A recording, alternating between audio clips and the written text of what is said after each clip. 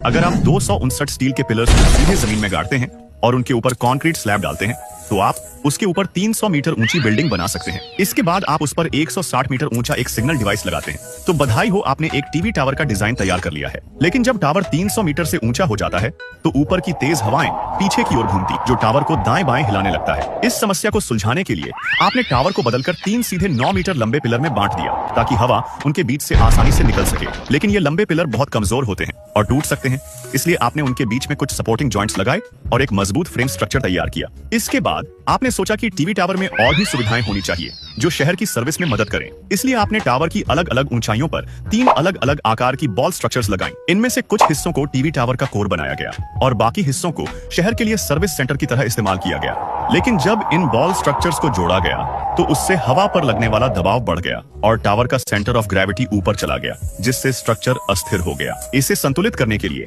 आपने टावर के बेस से 3-7 मीटर लंबे कंक्रीट के पिलर लगभग 60 डिग्री के एंगल पर बाहर की ओर बढ़ाए। फिर बीच के पिलर को नुकसान से बचाने के लिए आपने 3 और काउंटर डायरेक्शनल पिलर्स लगाए। अब बधाई हो, आपने एक बहुत ही मजबूत त्रिभुजीय स्पेस फ्रेम स्ट्रक्चर बना लिया। आप बेहद होशियार हैं। आपने पिलर को 2 हिस्सों में बांटने का विचार किया और दोनों हिस्सों को ग्लास से बनाया। बीच में एक बॉल शेप स्पेस जोड़ा गया। अब आपको ऊंचाई पर बना एक स्काई होटल मिलता है जिसकी रूफ हाइट 3 मीटर है। 400 मीटर ऊंचाई पर स्थित इस बॉल स्पेस तक आसानी से पहुंचने के लिए आपने टावर के बड़े पिलर में एक हाई स्पीड एलिवेटर लगाया और नीचे की तरफ टूरिस्ट एलिवेटर भी इंस्टॉल किया। अंत में ऊंचाई का रोमांचक अनुभव देने के लिए आपने 260 मीटर ऊंचाई वाली बॉल के नीचे का हिस्सा खोला और वहां एक ग्लास प्लेटफॉर्म बनाया। बधाई हो, आपने ओरिएंटल पर्ल टावर का डिजाइन तैयार कर लिया है।